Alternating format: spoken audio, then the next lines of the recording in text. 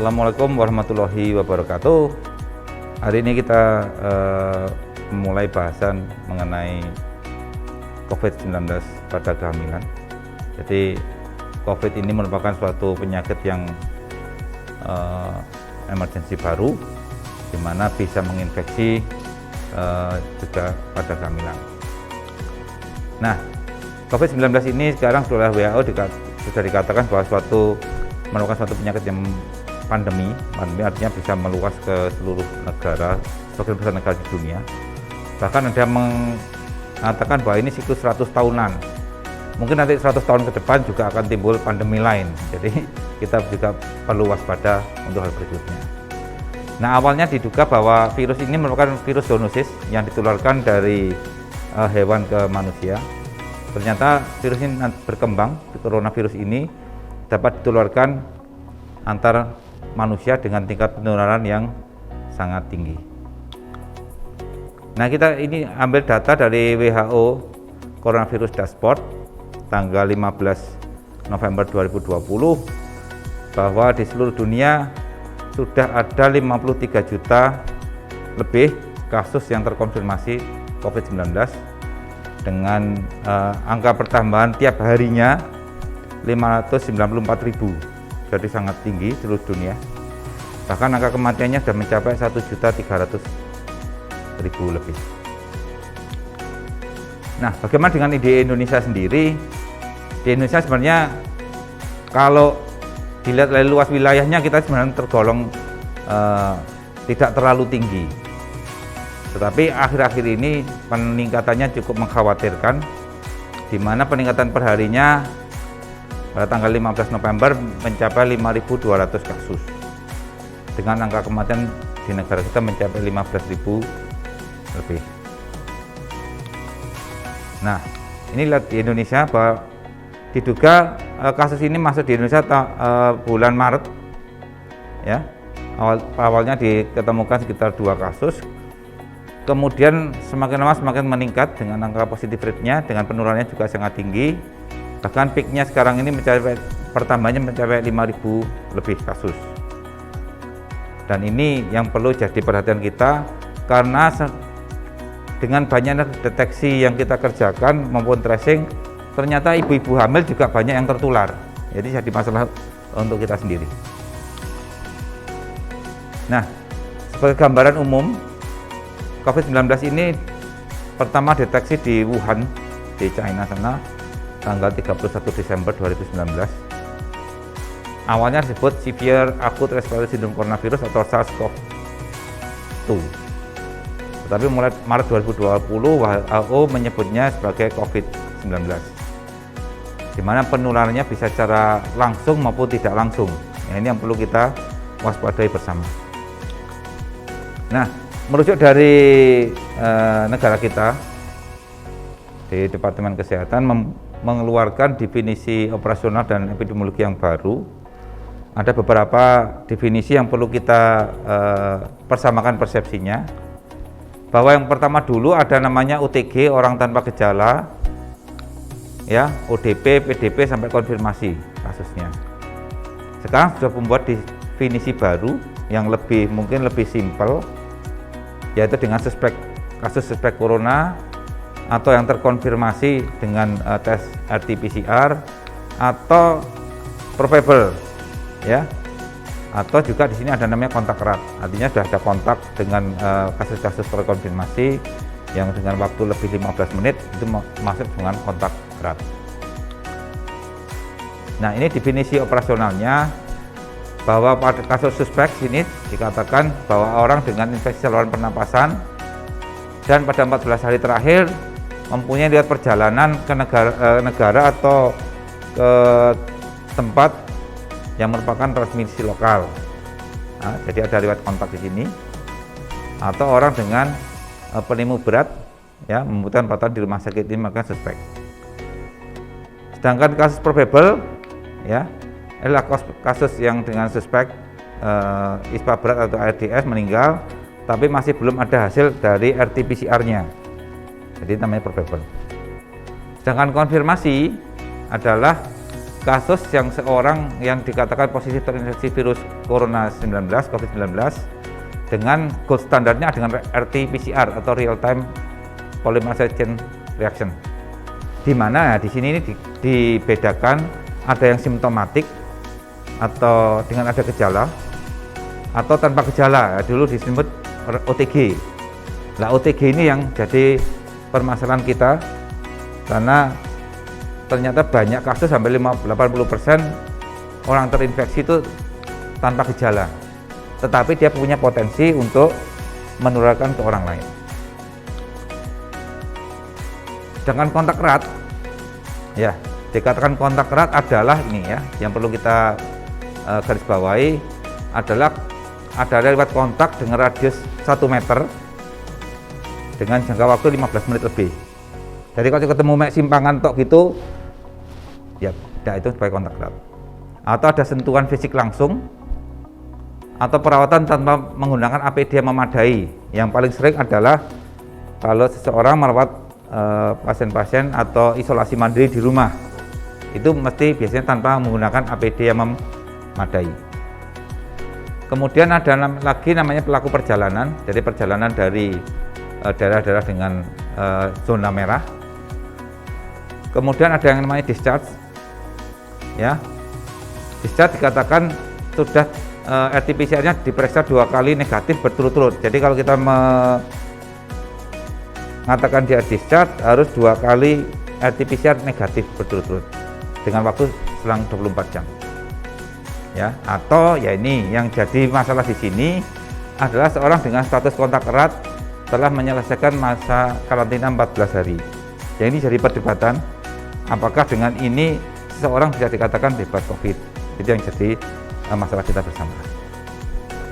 Kemudian kematian karena COVID adalah untuk kepentingan surveillance, artinya untuk pencegahan atau meluasnya pandemi, adalah orang yang sudah konfirmasi dengan RT-PCR positif atau sebenarnya orang yang probable COVID-19 tapi meninggal. Nah, itu dikatakan sebagai kasus COVID-19. Ya, ini yang jadi sekarang perdebatan kita di media massa atau dan sebagainya, bahwa rumah sakit tenaga medis dituduh mengcovidkan pasien padahal RT-PCR-nya negatif. Nah, ini yang padahal kita merujuk dari statementnya dari Depkes bahwa yang probable meninggal dengan gejala COVID yang jelas, tapi RT-PCR-nya belum ada, tetap dikatakan kematian karena COVID. Karena untuk mencegah penularan lebih lanjut, sehingga pemakamannya juga harus menggunakan protokol kesehatan. Ya, kemudian ini isolasi mandiri dikatakan selesai isolasi kalau sudah 14 hari, 10-14 hari tanpa RT-PCR. Kenapa tanpa follow up RT-PCR? Ini sangat tergantung karena keterbatasan laboratorium kita sendiri. Jangan kalau kasus probable, ya dengan ringan, sedang atau berat, tidak dilakukan RT-PCR juga, dihitung 10 hari sejak adanya kasus atau gejala yang timbul, ya. Sedangkan untuk kasus yang konfirmasi negatif, dilakukan pemeriksaan follow up RT-PCR 1 kali negatif, ditambah minimal 3 hari tidak menunjukkan gejala demam atau pernapasan. Itu yang jadi definisi kita bersama supaya persepsinya sama antara tenaga medis juga dengan masyarakat juga atau stakeholder yang ada. Nah, ini gejala umumnya. Gejala umum biasanya karena virus ini umumnya menyerang saluran pernapasan. Pada umumnya dia panas, kemudian batuk, kemudian sesak atau nyeri telan. Nah, karena COVID ini juga punya komorbid yang lain yang punya faktor resiko untuk meningkatkan berat ringannya penyakit, yaitu hipertensi, diabetes, asma, penyakit ginjal, dan lain sebagainya. Itu jadi membuat bahwa gejala-gejala ini menjadi lebih berat. Ini gambaran klinis. Jadi masa inkubasinya sekitar 2-7 hari, rata-rata 3-5 hari. Dengan periode akut sekitar 7-14 hari. Artinya kalau setelah kontak baru menimbulkan gejala butuh waktu sekitar 7 hari. Sehingga nanti kalau umpamanya nanti habis liburan panjang kemarin, ya kita tunggu aja seminggu 2 minggu baru terjadi ledakan kasus seperti minggu ini, karena salah satunya efek libur panjangnya kemarin ya. Kemudian gejala yang paling sering demam, batuk dengan adanya sputum, sesak nafas, dan gejala penyakit virus yang lain seperti nyeri kepala, nyeri telan dan sebagainya. Dan yang jadi satu tanda lagi yakni anosmia.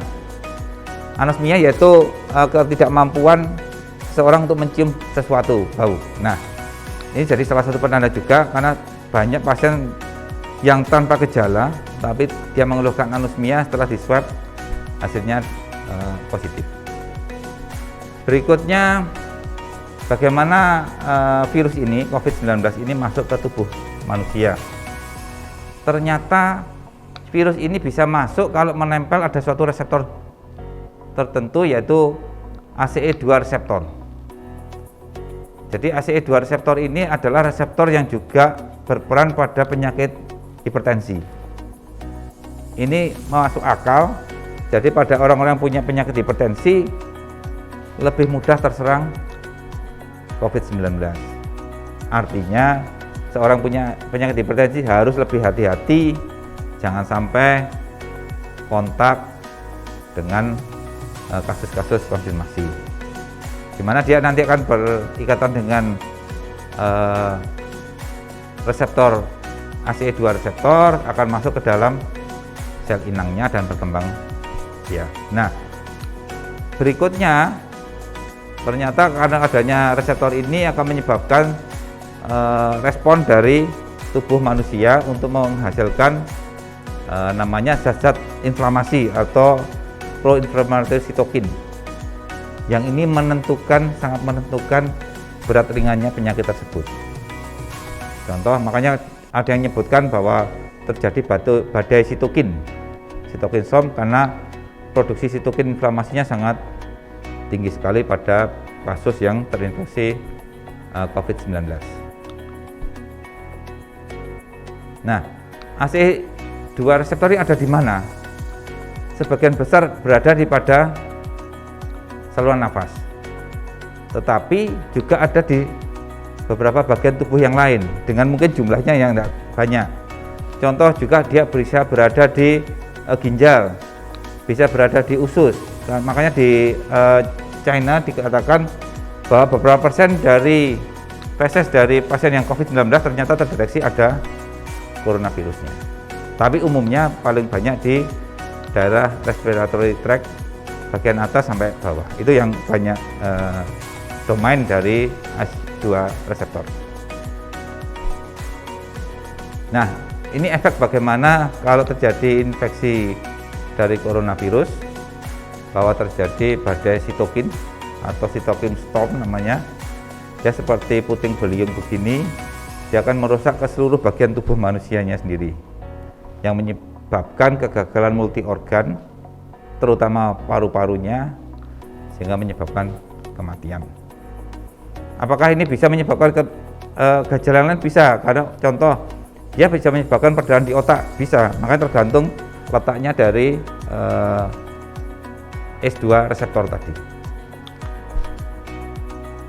Nah, kita beralih pada isu yang kita bahas sekarang, bagaimana kalau COVID-19 ini menyerang pada ibu hamil. Efeknya pada waktu kehamilan bagaimana, cara persalinannya bagaimana, perawatannya nifasnya bagaimana. Boleh tidak nanti ibu hamil yang dengan COVID-19 menyusui langsung pada bayinya. Nah, efek COVID-19 dalam kehamilan ini dikatakan tadi bahwa sitokin yang muncul ini kebanyakan, yang paling banyak adalah sitokin tipe 2, yang ini sangat relevan dengan kondisi kehamilan, sehingga adanya COVID-19 ini, keluhan pada ibu hamil dapat lebih berat, terutama hubungannya dengan sitokin inflamasi tadi. Bisa menimbulkan persalinan preterm, preeklamsi, maupun keguguran. Nah, dari RCOG tahun 2020 dikatakan sendiri bahwa karena datanya masih sangat terbatas, sampai saat ini adanya kehamilan maupun persalinan tidak meningkatkan resiko infeksi. Ya. Kemudian perubahan pada sistem imun fisiologis pada ibu berhubungan dengan gejala COVID-19 yang lebih berat. Ya, tadi kebanyakan ibu hamil hanya mengalami gejala flu-like syndrome yang ringan sampai sedang, artinya gejala flu biasa. Sebagian besar 90% tidak memerlukan terminasi kehamilan. Artinya kalau ibunya tidak punya gejala yang berat, kita tidak perlu melahirkan bayinya itu sendiri. Sedangkan adanya kehamilan itu merupakan salah satu komorbid untuk COVID-19. Nah, bagaimana pengaruh COVID-19 pada janin? Ini jurnal tahun 2020 pada awal dulu, pada bulan Maret, dikatakan di sini karena waktu itu sampel datanya masih sangat terbatas, dikatakan bahwa virus COVID-19 tidak dapat ditransmisikan atau ditularkan dari ibu ke janin secara langsung. Tetapi pada beberapa jurnal yang lebih baru lagi, Juli tahun 2020, dikatakan ada beberapa kasus pada bayi yang lahir dari ibu yang COVID-19 dalam waktu 6 jam, ternyata bayinya di swab juga ternyata ada virus COVID-19-nya. Ini memunculkan dugaan mungkin memang ada transmisi antara ibu ke janinnya lewat plasenta.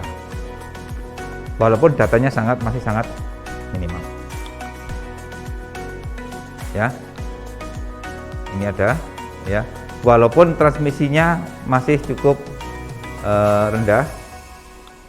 Dikatakan ternyata kenapa masih rendah? Ternyata S2 reseptor tadi ternyata masih jumlah reseptornya di plasenta itu sendiri jumlahnya tidak terlalu banyak. Untungnya begitu. Sehingga resiko penularan dari ibu dan ke bayinya secara langsung lewat transplasental masih rendah. Nah, transmisi vertikal. Bagaimana dengan transmisi horizontal antara orang ke orang? Kalau tadi dari ibu ke bayi, sekarang orang ke orang. Ternyata transmisi yang paling banyak tetap lewat nasofaring. Jadi ngomong, bersin, batuk, ya, bernapas.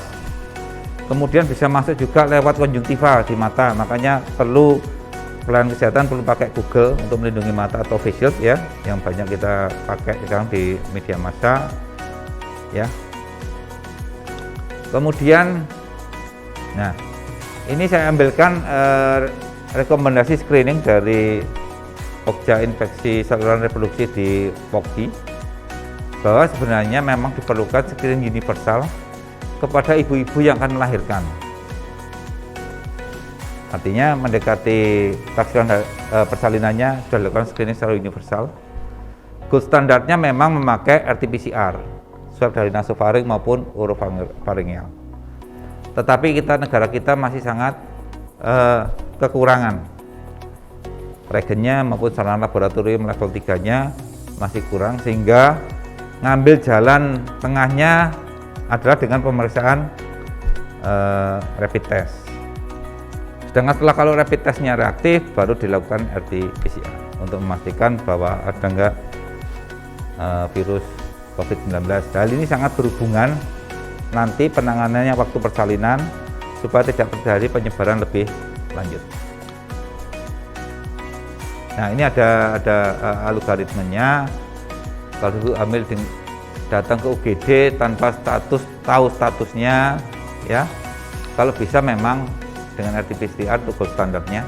Jadi kita bisa memisahkan antara kasus yang konfirmasi positif maupun negatif.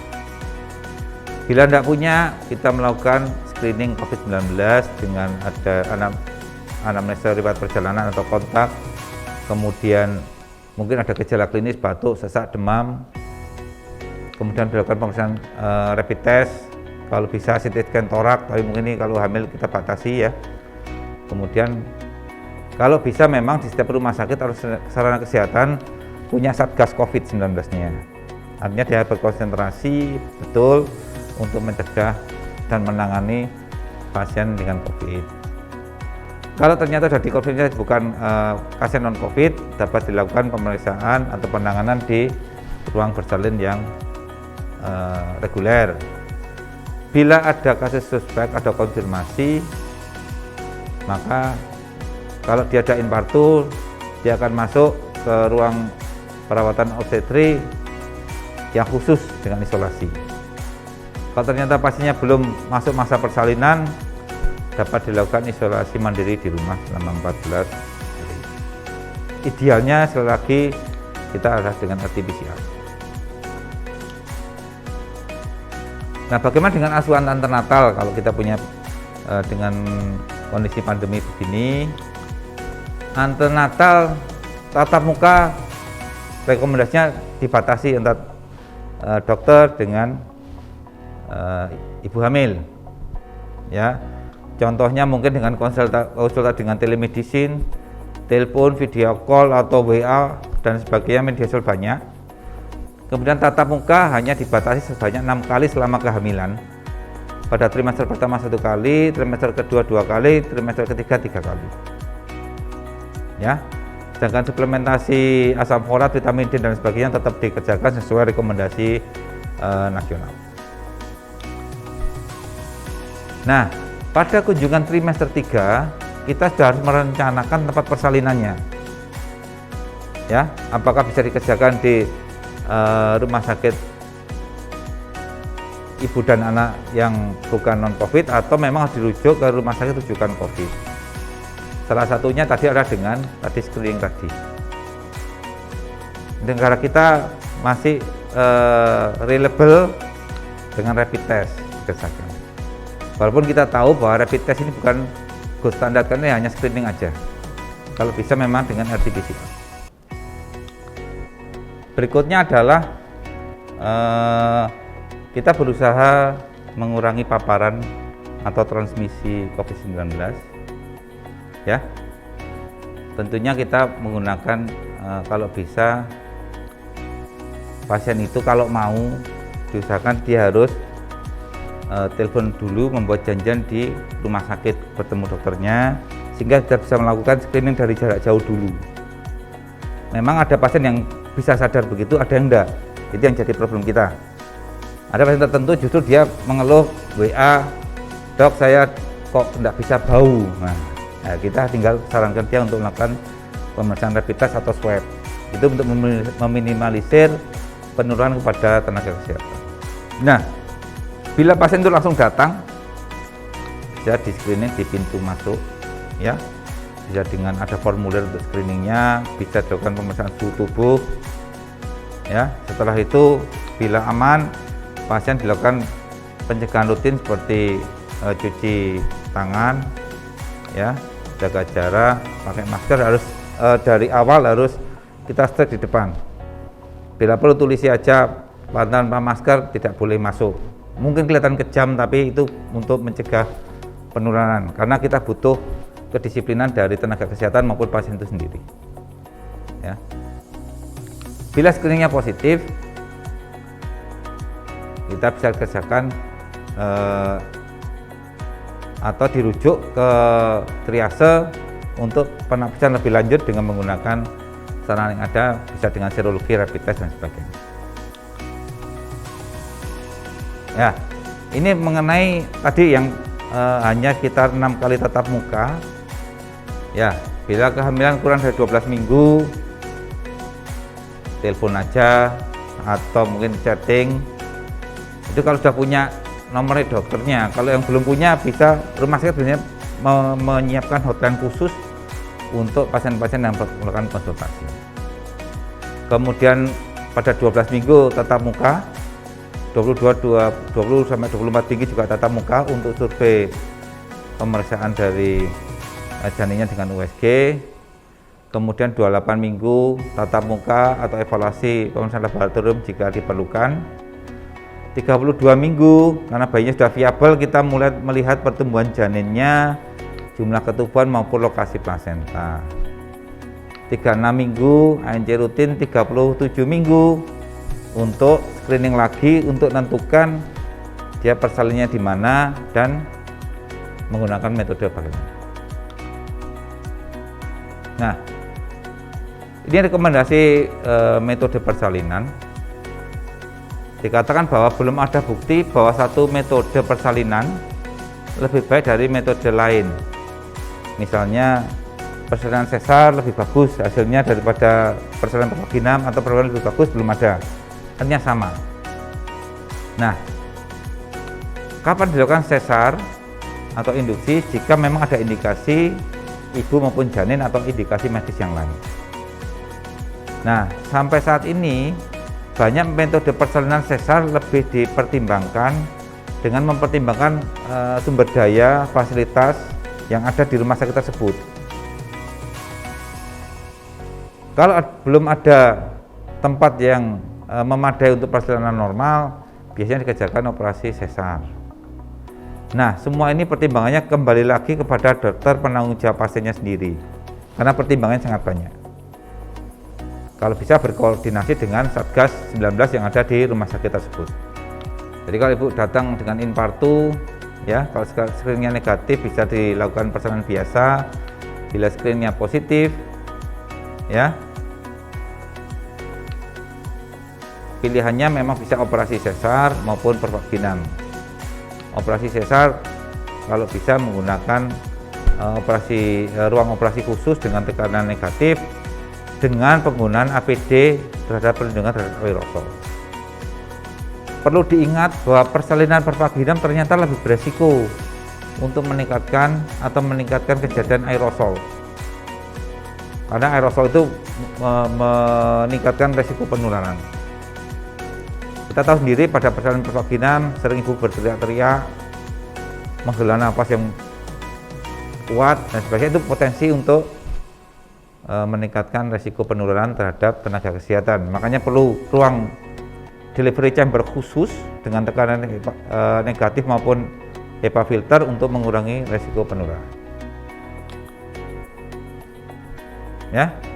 Kemudian bagaimana tata laksana pada kehamilan COVID-19? Tadi ya, algoritmenya. Pada ibu-ibu yang sudah terkonfirmasi positif, dapat diberikan terapi antivirus, remdesivir, lopinavir maupun ritonavir, ya. Sekarang lagi diulas di BPOM mana-mana yang akan direkomendasikan dipakai untuk di Indonesia. Obat-obatan lain, ya golongannya vitamin C, D untuk meningkatkan imunitas, kortikosteroid, menggunakan dexamethasone untuk pematangan paru dan untuk kasus-kasus berat dari COVID-19. Pada pasien COVID-19, kita tahu bahwa cenderung terjadinya penggumpalan darah, sehingga kita perlu dipertimbangkan pemakaian thrombolytic agent prophylaxis, contohnya heparin bisa kita pakai. Kemudian imunomodulator. Jadi imunomodulator adalah cara kita untuk meningkatkan imunitas. Salah satunya adalah dengan terapi plasma konvalesen. Artinya pasien-pasien yang sudah sembuh dari COVID-19 pasti imunoglobulinnya tinggi. Nah, itu diambil plasmanya dengan mengandung imunoglobulin, nah, itu ditransfusikan kepada pasien. Atau ada yang merekomendasikan pemakaian interleukin 1, interleukin 6 inhibitor, tapi ini sangat mahal.